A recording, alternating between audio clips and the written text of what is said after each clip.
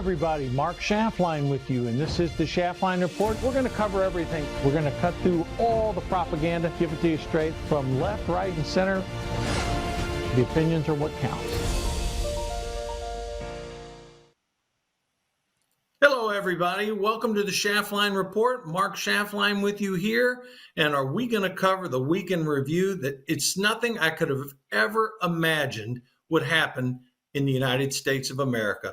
And I would like to welcome my guest from the great state of Texas, Richard Battle. Welcome back to Schaftlein Report in this momentous weekend where we're going to review what happened over this past week. I cannot think of someone more knowledgeable about the situation. Happy to have you back on my show today.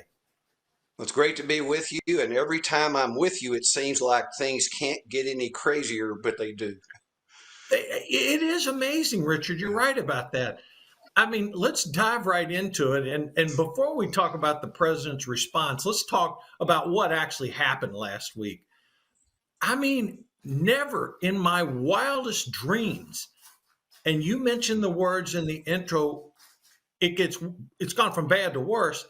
Could I have imagined something so stupid as these ridiculous protests going on around the country where meatball head students that you think are among the brightest at Ivy League schools are doing some of the dumbest damn things I have ever seen in my life. Richard, I'll let you start off with it because you've seen some incredible scenes, and I know it makes your blood boil just like it makes mine boil. Well, it all goes back to leadership at the schools, the locales, the states, the President of the United States. Everything that's come from leadership at all levels has encouraged these things to occur because none of these people have received any punishment previously for things they've done. For example, in the Austin, Texas protest, there were two different arrest periods at the University of Texas. One where they arrested 54 people, the other they arrested 79. Both times they were all released within 24 hours. All charges were dropped. And so for those people, being arrested was a badge of honor and an opportunity to increase their credibility with their peers for future protests. And it left egg on the face of the police and the governor from the standpoint of no enforcement of the laws. Well, why did they do that? And we'd like to welcome Dr. Mark Sherwood. Mark, happy to have you join us today. I know you had a little traffic issue there, but welcome back to Schaftlein Report. Happy to have you with us this weekend. Hey, good to be here. Yeah, a little traffic was unpredictable here in my state, along with some really incredible storms, unfortunately. Yeah, well, we'll get into that a little bit. But anyhow, elaborate a little bit, Richard, because I was under the impression the state of Texas handled things properly. You know, again, in my home state of Florida, they put up with no BS. They literally arrested them, booked them, charged them, sent them to jail, and they spent time in jail. Well, I think the one disconnect is the University of Texas is in Travis County, which is the Blue Island in the middle of Texas. And so you have a district attorney and a county attorney who are both sympathizers with the protesters. And when you get outside of that county, there's been nothing that's happened because everything was shut down by the governor. The DPS has shut down and they've eliminated the protesters for the most part from the campus, and the protests have gone very mild since then. So there has been a positive impact from the arrests that were made. But it's just interesting to see the contrast, even within a red state, in a blue area. Dr. Mark, you're in the great state of Oklahoma. I think there's a little river that separates Oklahoma and Texas because my good friend Richard Battle has been to the last 55 football games with Texas and Oklahoma, so I know what side of the river he stands on. Give us your perspective. What's happening in Oklahoma, an equally red state, to put it in political perspective? Well, first, I appreciate Richard being here because it proves that life exists south of the Red River. So thank you, Richard, for that. But the bottom line is with these schools, I facetiously asked today on one of the social media platforms, does scholarships pay for breaking, entering, and burglary. As a former law enforcement officer, these police officers that are going out there and making lawful arrests, doing a great job, what they're supposed to do to get in the middle of chaos and riots and restore order. What a shame, like Richard pointed out, that the charges were dropped. My biggest concern with this thing is that we're going to see a pattern of this going on with this selective charging with these elected officials. And when politics get in the way of law and order and rules and authority, we're in deep, deep trouble. And just exactly, it is a leadership standpoint, from the standpoint of respect, of authority. And as a nation, we've got to get that back. Have you had any disruptions at Oklahoma State, Oklahoma, or other colleges within the state, Dr. Mark? Not much. I've kept my ears and eyes peeled and listening. It hasn't been much. It hasn't been. There's been protests, and there always is going to be protests. That's one of our rights to lawfully protest. But lawful protest is the key word. But thankfully in Oklahoma we haven't had that. I find it interesting that you go to California and up in the New York area, and you're having all the calamity up there in those wonderful blue states. You know, it's interesting because in the state of Florida, they didn't put up with this. I mean, people were arrested, charged, and jailed. And look, everyone has the right to protest. But the one thing I will agree with Biden on, you can protest, but there has to be order. You cannot take over buildings, break glass. Things like that are unacceptable. I even saw a film prior to when the police in Los Angeles last night, or not the night before, came in and basically took over that encampment, flattened it at UCLA. I had seen Jewish students trying to attend class, and other students were preventing them from going to class. That is unacceptable. Those Jewish students didn't do a damn thing wrong. All they are is trying to go to class. And when I hear these sympathizers out there saying, no, it's we're anti-Zion, we're not anti-Semitic, BS. It's crystal clear to me that between the agitators and the students, and we don't really know a breakdown in all cases, what percentage are agitators, what percentage are students, but we have to call it out what it is. Some of these people are paid agitators, and we know where that's coming from. And to me, whether you're an agitator or a student, if I'm a university president and students are breaking glass, committing crimes, and not protesting peacefully, they should be arrested, suspend their ass out of college, and then they'll think a second time about it when they got to go crawling back to mom and dad to help pay tuition somewhere else. Richard, I'll turn it back to you on that pleasantry. Well, I agree with you. And I know in Austin, in those two groups, they were over 50% non-students or university affiliated. So some of them were paid, some of them were leaders of the group. And unlike the Vietnam protests, these groups, it's interesting because they'll have leaders go up and recite chants, and these people all recite it back to them like a bunch of drones. And so they're totally followers. And the one law that I wish they would enforce, and they admitted it at Columbia that they had, was it was against the rules to wear masks. And so I don't see why we're allowing these people to protest with masks on when the law is clear in at least some jurisdictions that that's a violation of the law. Can you relay that story about some of those students that had a, shall we say, a miraculous conversion to their to a different religion?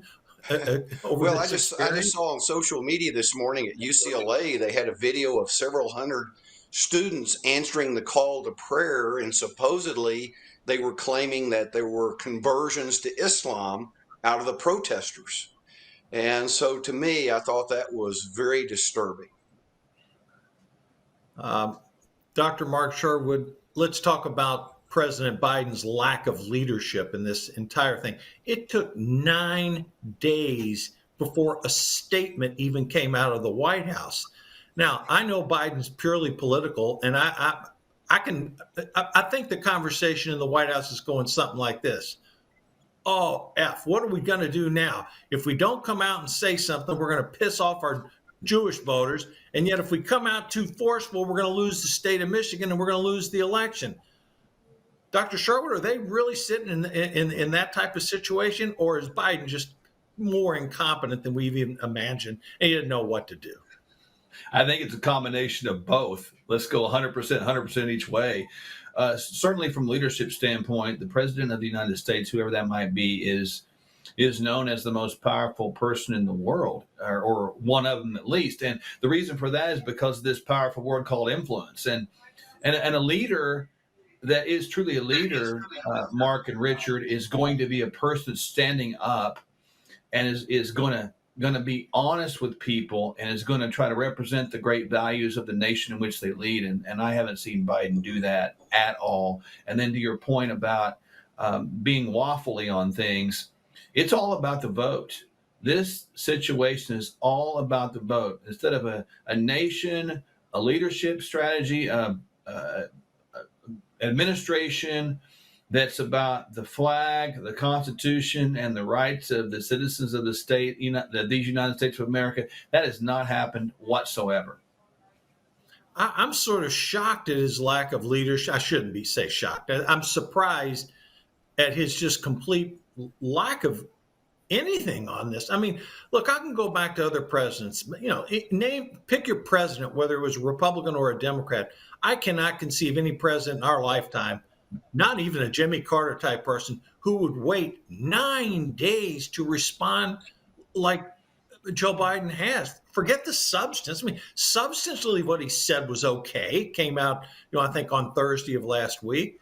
But I mean, there was no passion behind it. There was no rally around the flag. There was no support for Israel. I mean, it was sort of like he tried to thread the needle, and it didn't, in my view, go over very well. Richard, you agree with that? Or I mean, what is your thoughts on Biden right now? As I tell people, Joe Biden makes Jimmy Carter look like George Washington. So we have to remember, he's never served in a leadership position as an executive at any level. Vice president, he was still a sidekick. He's never been the man in any organization, period. And so why should we look to him for leadership skills when he's never had to be a leader from an executive standpoint? So yes, he was late. There was no conviction and there's no action. And so to me, it reminds me of the movie Wag the Dog, where day by day during a presidential campaign, they're just trying to dodge the bullets and get by to election day. And I think that's what's happening every day. They wake up to a new surprise and figure out how to dodge the bullet and go on to the next day. Yeah, I think that's a pretty good description there. I mean, it's so sad, guys, that you see the country in this type of situation. I mean, we're going to get into some issues later in the show. We're going to talk about the state of the race. We're going to talk about the economy. We're going to talk about the issues that people care about. And this seems like it's just piling on, and we're not trying to do that, folks. I mean, look, we only have one president at a time, and we're going to get into this. But my God, I'm just aghast at the lack of leadership, and just every single thing the man tries to do, it just backfires. And calling Jimmy Carter George Washington, I think that's a pretty good description. All right, listen, what's tying into all this too? We're going to have a message from Dr. Kirk Elliott. There is some great stuff happening with Dr. Kirk's company, Kirk Elliott, PhD. Pay attention to this message. We'll be back. The world is about to shift.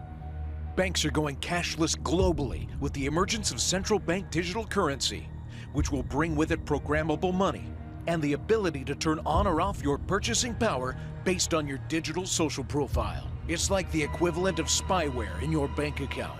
You need to get out of the system with the world's safest and most private assets, silver and gold. Call Kirk Elliott, PhD at 877-547-5743.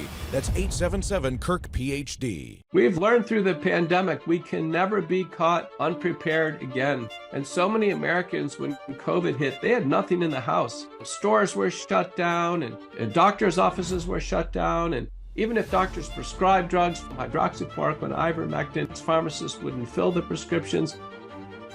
That was a nightmare. Now the situation is much worse.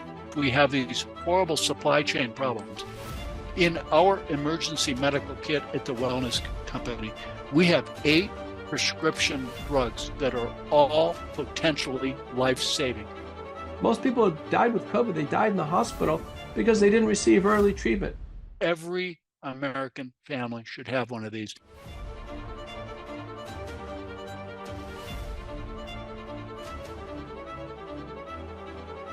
I can tell you the Wellness Company kit is the answer. We've learned through the pandemic we can never be caught unprepared again. And so many Americans, when COVID hit, they had nothing in the house. Stores were shut down and doctors' offices were shut down. And even if doctors prescribed drugs, hydroxychloroquine, ivermectin, pharmacists wouldn't fill the prescriptions. That was a nightmare. Now the situation is much worse. We have these horrible supply chain problems. In our emergency medical kit at the Wellness Company, we have 8 prescription drugs that are all potentially life-saving.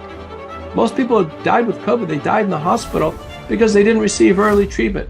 Every American family should have one of these.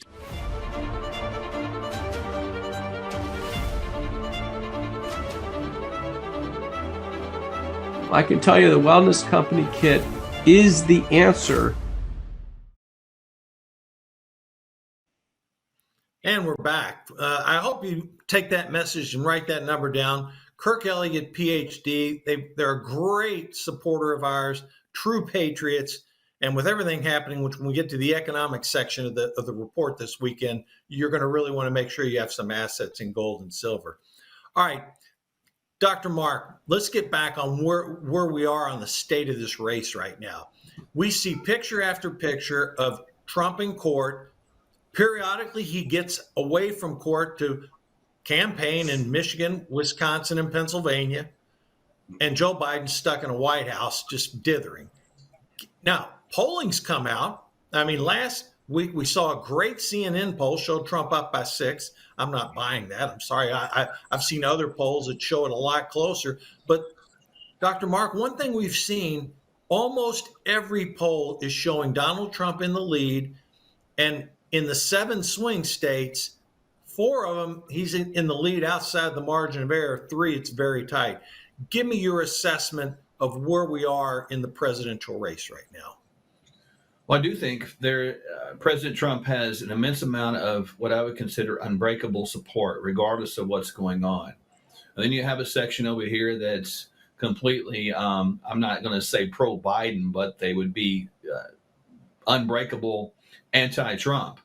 But then you've got a lot of people out here in the middle, let's call them moderates, whatever we want to call them, that I believe are seeing things as they are. The incompetency of this current administration, the lack of leadership, the slow response, the lack of pro-Israel clarity within their statements. And that group, I believe, is looking at this situation and going, well, I may not really like this one more than this one, but what's the best of the two worlds, or what's the least of the evils? And so I really do believe, all things being equal, if the Democrats go ahead and go forward with Biden, I do believe come November that the people will turn out, and I do believe that President Trump will be reelected to the office of president. Richard, what's your thoughts on the state of the race right now? Well, I think President Trump's in a good position right now. And one of the things I'm encouraged about is how he takes situations he can't control, like the trial in New York, and turns them into situations he can control. He takes the offensive in New York and goes out and campaigns on the street with people, the common everyday person. And as Dr. Sherwood said, as people see that, I think they can see there's a genuineness of him that is outside of what they see from the other side. There's no genuineness coming from the administration right now. Everything's calculated and set up based on political calculations versus a genuineness. And as long as I think he continues there, he's going to gain and gain and gain. My biggest fear is a stolen election. If it's a fair election, I think President Trump wins and wins big. Well, let me address what you just said there. I mean, let's talk about the polling state by state right now, because it's really incumbent upon us to really break it down for our viewers. There are 7 swing states right now, and let me go through 4 of those states where President Trump's lead is sort of outside the margin of error. We're talking about Nevada. That may surprise a lot of people, but people in Nevada, they're wanting no part of Joe Biden right now. And Biden won that state in 2020. Georgia. President Trump's in Georgia. That leads 6 points or so right now. And again, he lost Georgia by a razor-thin margin last time. North Carolina. He won North Carolina last time. He's leading now. There are some in the Biden administration that say North Carolina is a swing state. I'm not really seeing that. And then we go back out west to Arizona, where President Trump lost it in a razor-thin margin in 2020, but now he's up like 5 points in Arizona. So, Dr. Mark Sherwood, how do you feel about those 4 states? And then we'll come back on the other 3 states that maybe constitute the blue wall. But what are your thoughts on those 4? I actually feel pretty good about those 4 states because of exactly what Richard was saying. On one side, you've got this bland, blah, very guarded thing that is not even remotely connected to the people. And then you've got a person right now who unfortunately is sitting in a trial. A lot of the people are looking at this from the situation that could be me too. And see, that makes that a real human being, a real person. And I know that's been part of Counselor Blanche's defense to make this a real person, and he is. And again, that's probably why we're seeing this, the relatability to the common folk out there, at least closer by a long shot than you're getting from this current Democratic administration. So I do feel really good about those states. I think, those are going to turn the margin over there, and all things being equal, as we're going right now, I see that momentum likely continuing. Richard, let's shift to the 3 states that we haven't talked about, and the Democrats fondly call them the blue wall. And we're, of course, talking about Pennsylvania, Michigan, and Wisconsin, the old Rust Belt states. Now, polling has been mixed in those. In Pennsylvania, I've seen some polls that show Trump up by 1 or 2, others Biden up by a point or 2. Wisconsin, similar type situation. Michigan, Trump a little more of a lead. But when you go to the Real Clear Politics average of polls, Trump is leading in all 3 states. Richard, can Trump win one of those 3? Because if he does, he almost surely wins the election. Well, I think he's got a great opportunity. And if you look at Pennsylvania with the coal industry, the Democrats are trying to kill the coal industry. And so I think there's an opportunity to pick up enough votes there to win Pennsylvania. In Michigan especially, and there's some in Wisconsin, the combustible engine automobile manufacturing. And President Trump, when he was in Michigan this week, addressed that, telling the auto workers that if you vote for the Democrats, they're going to put you out of a job because all the electric vehicles are going to be coming from outside of Michigan. And so if you wanted to retain your job, you needed to vote to retain combustion engines and vote for Republicans versus allowing the Chinese electric vehicles to be imported. And so to me, he's hitting certain issues to peel off what would have been Democrat votes previously. And I think the union executive last week in New York gave a great example. He said, hey, we're all Democrats, but these things that the administration are doing are pushing us to the other side. And I think that's what I hope we're going to see. I think you're right about that. And never in my wildest dreams did I think Donald Trump could become a sympathetic figure. But, Dr. Mark, what I think is happening here, when you take the fact a lot of people are seeing him in that courtroom and saying, wait a minute, come on. He's the former president. Why are we wasting assets going after a former president that holds absolutely no possibility of any harm to society? I mean, people are looking at this and they're saying something just doesn't smell right. And then, Dr. Mark, I think the other thing they're doing here, they're saying, you know what? I don't necessarily like this guy. I mean, he was running around with porn stars. He did this, he did that. But you know what? My life was better when he was president. And I think a lot of people are starting to come to that point, and they're saying, I don't like him personally, but boy, his policies were pretty damn good. Mark, Dr. Mark, your thoughts on that?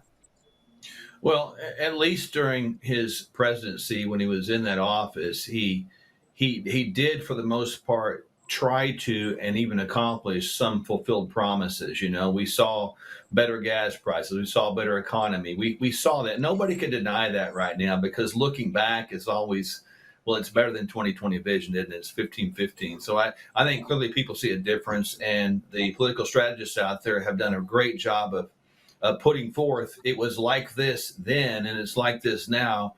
Which one do you want this to be? What's your future? And I think with him sitting in the courtroom on that aspect, that saddens me, because look, I mean, did or didn't it, it's irrelevant to me at this point. There's a lot of people that have done that. The whole idea of catch and kill stories by the National Enquirer, that's their business model, and they did that for years. Why didn't every other person that went through that stuff get prosecuted? And there's no question that this prosecution wouldn't go forward if it wasn't Donald Trump. So I've never been a fan of selective election prosecutions, and that's exactly what these are. But I think people are seeing that right now, as I stated earlier, is that could be me. That could be you, Mark. That could be you, Richard. It could be any of us sitting right there. And that's no place for anybody to be for something like this, in my opinion. Well, it's blatant lawfare against the former president, and this isn't the end of it. I mean, there's other cases that are going to be out there. Let me ask you this question, Richard. We don't know the outcome of what this case is going to be, but obviously, if Trump is innocent of the charges, then I think he may get a small boost. But let's play the dark side for just a second. What if Trump is convicted? What type of an effect do you think that has on his election prospects? Well, I don't think it has as much as his opponents would like, because there are so many people that have already decided they don't like him, and so many that have decided they do like him. And as the expression I tell people sometime, my objective is to keep the people that hate me away from the people that hadn't made up their mind yet. So I think that he is the outsider and is still the outsider. And people are sick and tired of politicians, bureaucrats, and lobbyists getting rich in Washington playing games while we, the taxpayers, pay the price for it. And they see Donald Trump as the advocate for individual Americans and for America as a country. And that is going to help him grow and grow and grow the next 6 months, I believe. Dr. Mark, I'm going to come back to you to follow through on what Richard just said. I'm going to add a little piece to it. What is the Kennedy effect on the overall election, notwithstanding Trump's in court, and he gets out and campaigns periodically? Biden's stuck in the White House. They got to have 6 or 7 people around him to make sure he just walks straight. But we haven't talked about Kennedy yet on this show. And yet in some cases, he's polling 10, 12%. Dr. Mark, what's the Kennedy effect going to be, and how's that going to affect some of these polling and ultimately how people end up voting? I think it's significant, and I think it's not talked about enough, frankly, because we go back, and many of us can remember the Ross Perot time. That was the last time I had anything close to this. But the Kennedy effect, anytime you can pull 10, 12, 11% of the vote, that's going to factor in more. And I kind of go back and forth on this. On one hand, I can see that really being harmful to Biden. On the other hand, I think that it could be somewhat negative to President Trump, because from the standpoint of people that are in that middle range there that just haven't decided what they're going to do, they don't want Biden, for sure. That's where the Kennedy effect could take place. Now, what I don't see happening with that I see it happening from a holistic standpoint, total votes, et cetera. But in the swing states, as we've talked about, those 7, I don't think that's going to be the deciding factor in those states because there's so much attention put there. There's so much effort and resources put there, and so much is really relying upon those 7 states. You know, Dr. Mark, when you factor in Kennedy along with Stein and Cornel West, the Trump polling numbers, particularly in the 7 swing states, it gets better because Joe Biden has approval ratings right now sub 40%. And Richard, I'll turn it over to you for about a minute before we have to take a break, but we've never had a president sub 40% win re-election. Your thoughts here, 60 seconds. Well, as we've talked about before, dead voters and illegal voters are never polled. And so that's the only way you win when your number's less than 40%. So I believe that if we can control the election and make it have integrity, voter ID, things of that nature, and there's so much work going on around the country, then we've got a true opportunity to win. Well, and that's why a lot of people have come on not only Schaftlein Report, but other conservative media channels and saying, we not only need to win, we need to sort of run up the score in some of these places. But, yes. And I see everybody shaking their head on that one. That's the foolproof way to win it. And I do think as far as election integrity, look, I think this is going to be a more secure election than what we saw happening in 2020. We hope that's going to be the case. All right, when we come back, we're going to talk about the economy and some other issues that are influencing the race. And you don't want to miss this. Did you know that thousands of authors across the country have written books and published them with Page Publishing? If you've written a book, Page Publishing can help you through the process. We cut through the confusion of the publishing world to make it easy for you. If we decide to publish your book, your work ends and ours begins. From copy editing and proofing to typesetting and book cover art, we get you printed, distributed, and sold on Amazon, Apple iTunes, and in bookstores across the country. We'll even help you promote your book. That's right, we do all this for you. Biography, self-help, mystery, novels, sci-fi, even a children's book. No matter what genre, Page Publishing can bring your book to life.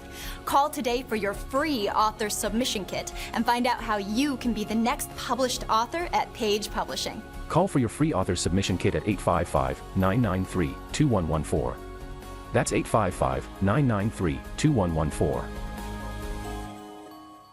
My story started with alcohol, and I had tried going to other treatments, and all I did was think about how I was not going to drink or how I was going to drink one more day and then stop the next day. And Katie had found a treatment. I thought it was kind of hokey. I could see a couple days into it, it's like the light bulb went on with him. It's an IV infusion of all natural NAD. It saved my life and my family. We've been where you sit. The hardest part of this is making that phone call and just come in and talk to us. And we're back.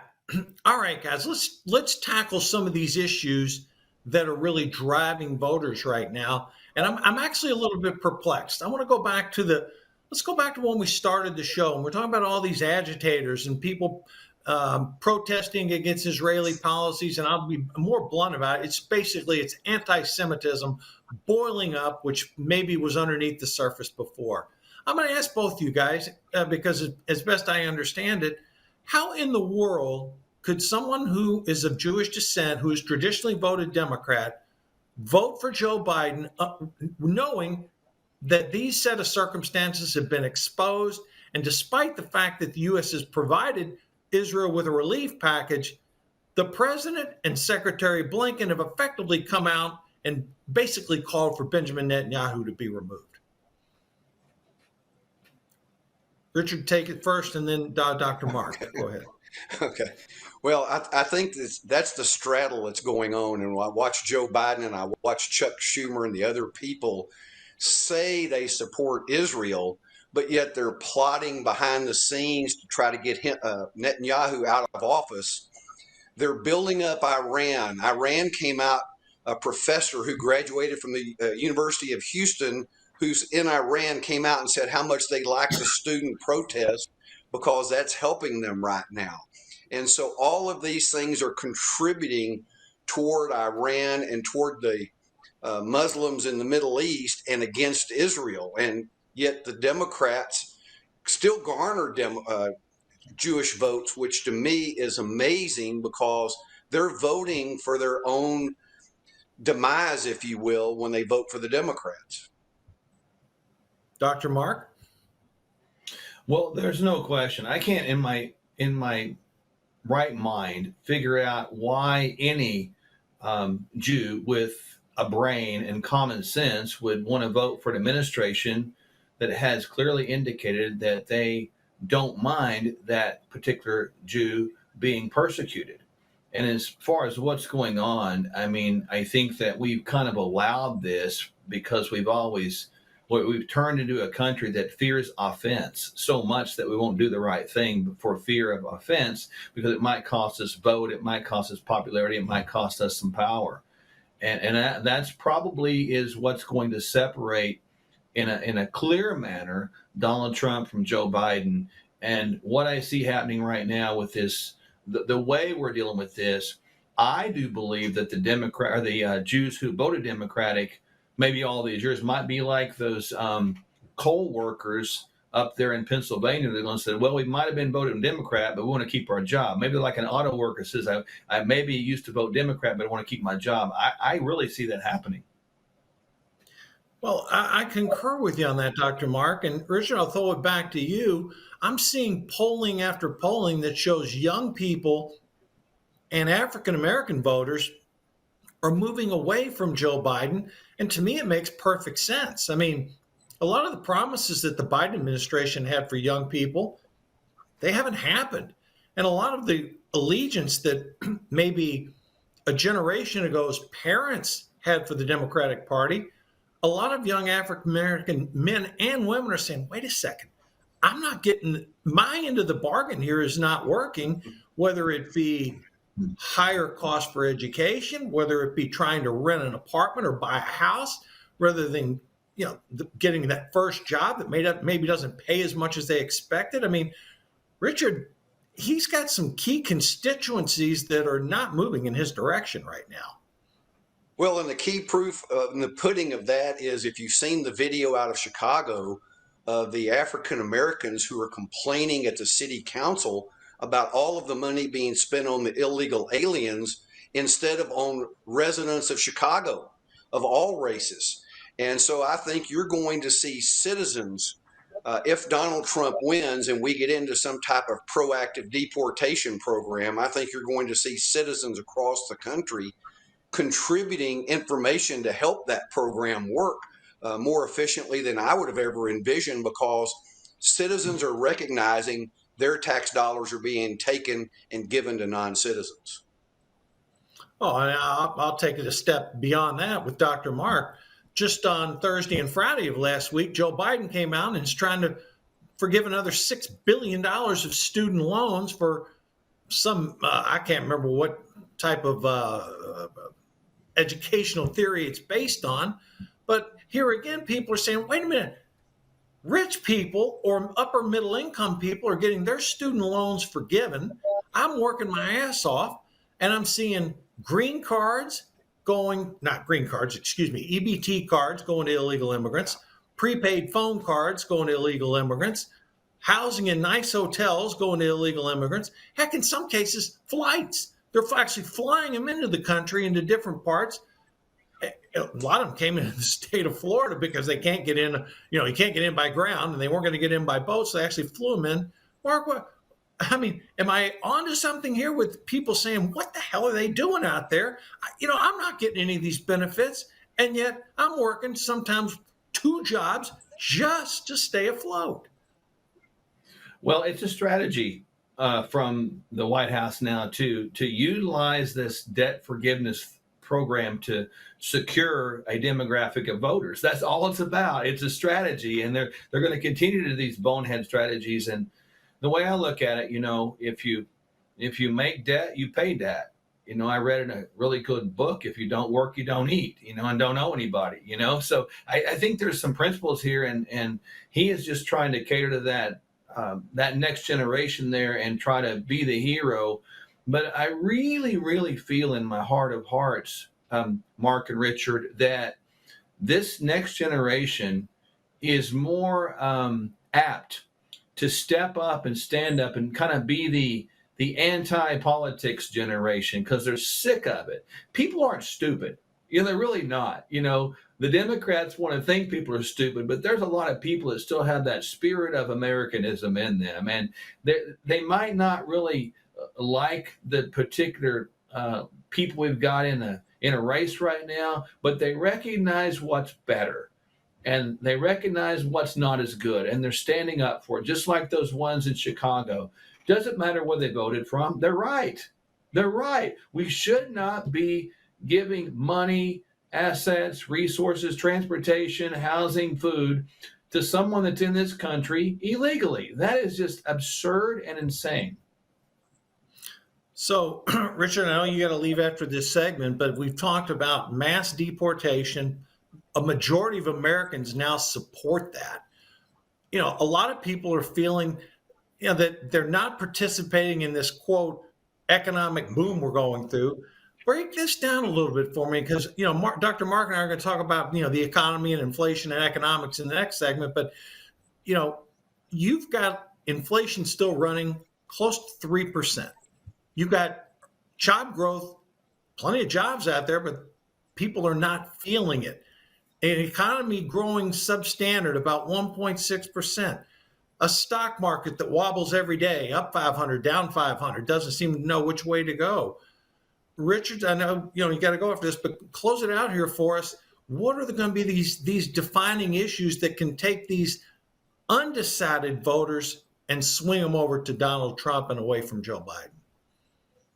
Well, I think the economy is going to be huge, and of course, illegal immigration is part of that. But gas prices, food prices, things that people see every day and feel, they're not seeing anything that's going to change that. The Fed now, I think it's obvious there will be no rate reductions this year. My guess is there'll be a rate increase after the election, sometime between the election day and January, because the Fed has been tepid at best at attacking inflation, thinking they could just nibble at it to get it down versus doing what Paul Volcker did back in the early 80s and coming in and really increasing rates and getting on top of inflation and forcing it down. And all that does is extend the pain out over a longer period of time. And so at some point, we have to find out, is the Fed going to do that? In the meantime, we're seeing more layoffs. Some of those are taken because of increased use of automation, because of increases artificially of minimum wages, if you will. So there's all these things going on that are creating issues for the capital side of the equation. And here Joe Biden's promising tax increases. He's promising letting the Trump tax cuts go away next year, which would be a tax increase on nearly all Americans. So there's so much in that should drive more people to President Trump during the election. Yeah, I think you make some very good points there. And, I'll add this to the equation. When people are out there working two jobs and they're going to the grocery store and they're paying higher prices for a lot of goods and services right now. And Richard, you mentioned gas prices. Okay. Where I've been recently, Florida, you get regular unleaded, $3.50, $3.75 a gallon. You go out to California, you get shocked. It's $5.50 to $5.75. You come back east, I'm in Kentucky right now, it's more reasonably priced. And I know in Texas and Oklahoma, it's probably pretty reasonable too. But again, reasonable, $3.50 to $3.75 a gallon. But you go to a lot of blue states, it's not. You're pushing $5 a gallon. So if you're a consumer out there, and I'll give you another example. State of California, they plugged in a $20 an hour minimum wage for restaurant workers. Well, what do you think the predictable situation from that is? Restaurants are going to hire more automation. They're going to have less workers. So, Dr. Mark, I'm going to come back to you. Richard, you got 30 seconds. Close it out, and we'll close out this segment here. Well, I think your point's correct, and gas is a great example to use. And I used to use it with people when prices in the U.S. were closer than they are now. When you'd say, "How come gas is $2 a gallon in Texas and it's $7 a gallon in France?" And now we can do that with California. Why is it $2 in Texas and $6 in California? Well, it's government. It's government costs that have been added onto the product because it is a commodity. And so without all these exterior things brought into it, there's an argument to be made that the price should be the same throughout the market. But it's not because of government's negative influence. Well, Richard Battle, I know you got to leave now, but thank you for joining us for our first 3 segments today. It's always great having you back on Schaftlein Report. When we come back, Dr. Mark and I will wrap it up for you, and we'll share some things with you that we expect to happen moving forward. Listen, if we even think you owe us money, you won't know what hit you. We'll put liens on everything you own. Raid your bank accounts, retirement fund, pension. You'll open up your paycheck and cry because we'll already have the money. We'll haul you into federal court and you might even go to jail. Hey, it's our job. Don't fight the IRS alone. The Tax Doctor is here to help you negotiate your tax bill and reduce your stress. Our experts will fight for you using IRS guidelines to stop any IRS actions like bank levies or wage garnishments. Plus, eliminate penalties and interest and reduce your past tax bill so you pay the IRS less.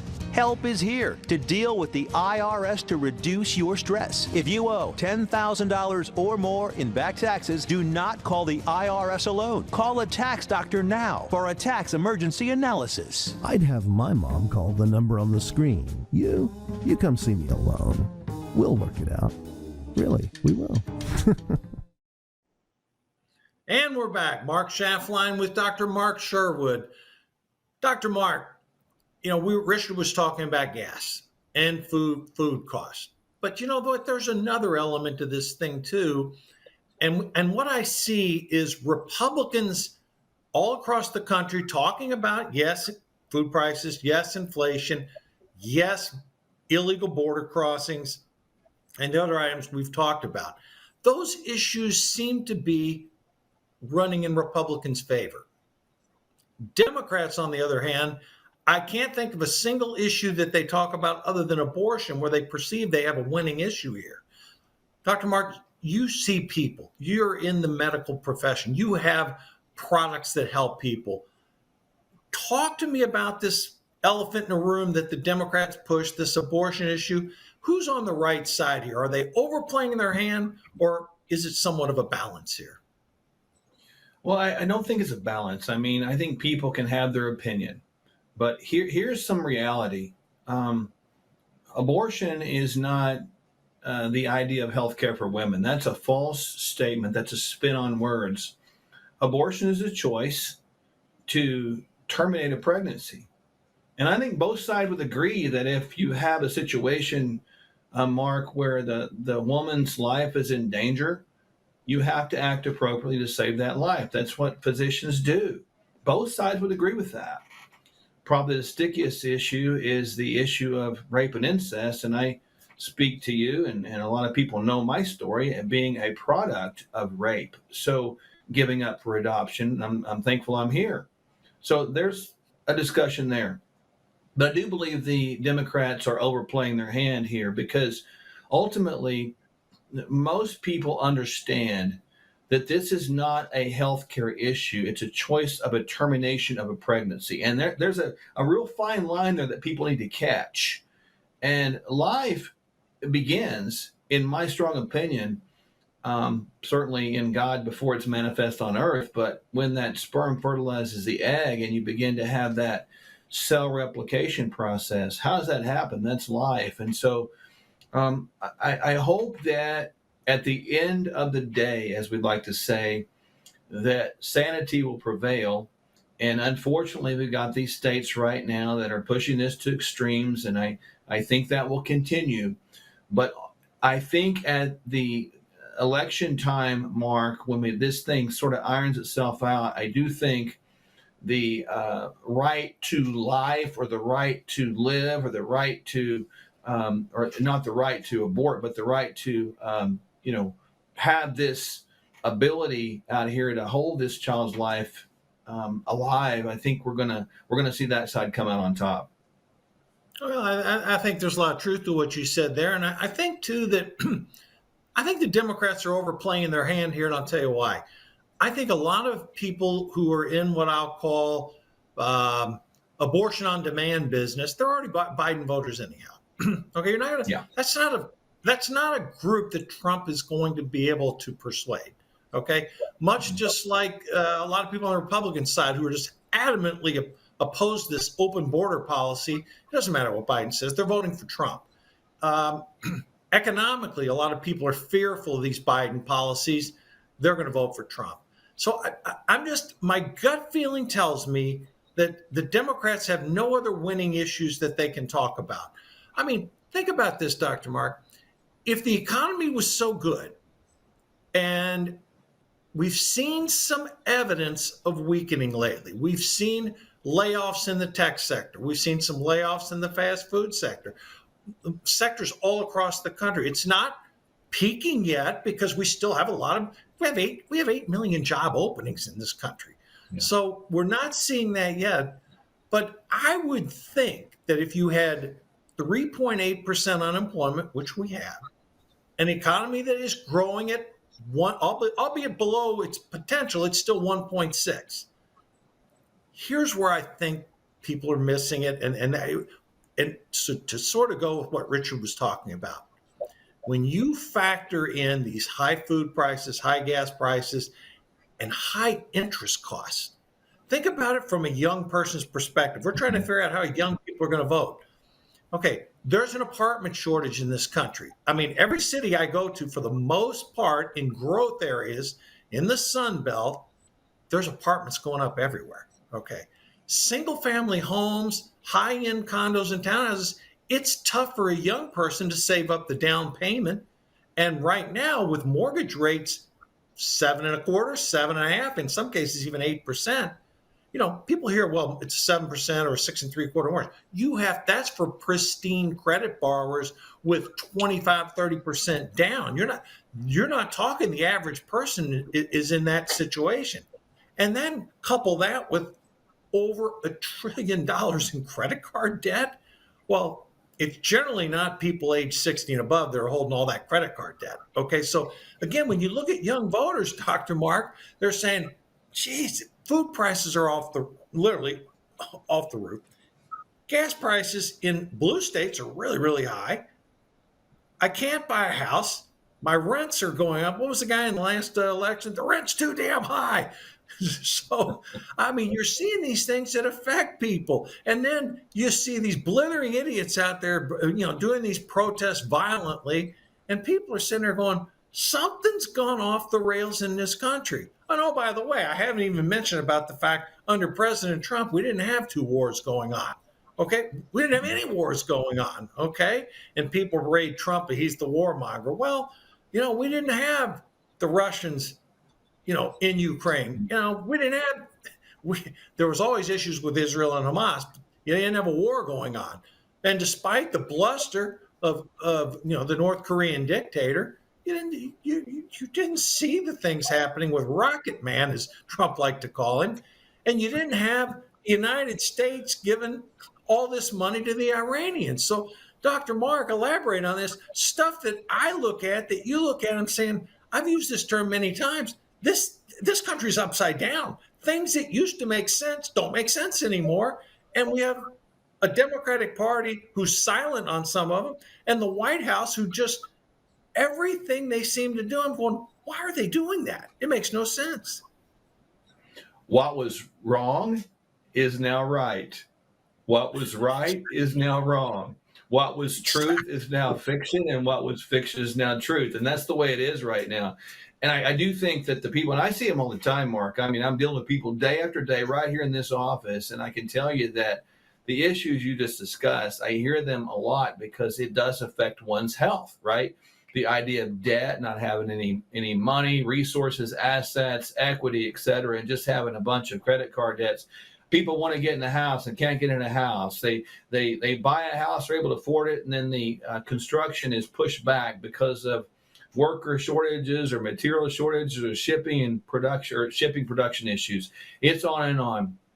And one thing about it, when you look at that, I do believe this generation is facing reality, whatever that looks like. Reality is dealing with what is in front of you in an honest way.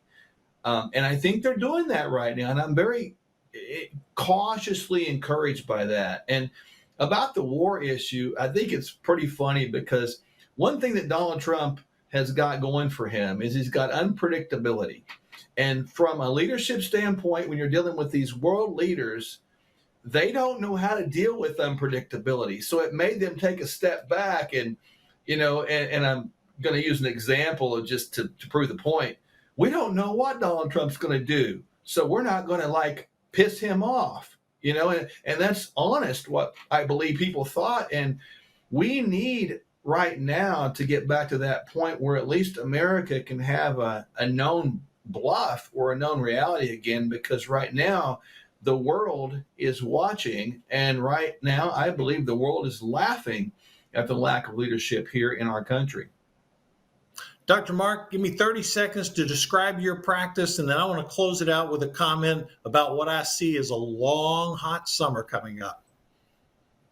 Yeah, I appreciate that, Mark. Our practice is really about helping people get well and stay well. We talk about all these issues because they can affect your health, and we deal with nutrition, sleep, stress management, movement, genetics, hormones, peptides, and we're really optimizing the aging process, eliminating medications and eviscerating common disease processes we have, and just giving people their health and life back. Dr. Mark, I want to thank you for joining me again on the show. It's always having a pleasure to be with you and great insights. Folks, I'm going to close out the last 30 seconds with this. I am predicting a long, hot summer. And if you look in your history books, especially you younger viewers, go back to 1968 to the Democratic Convention in Chicago. It's going to be in Chicago again. The Republican convention is going to be in Milwaukee. And I think we are going to see some unrest at both these conventions that will rival 1968. And I think you've seen protests on college campuses now. Wait till we get to the summer when the Democratic and Republican conventions take place. Folks, it is going to be a doozy. We'll be there covering it for you.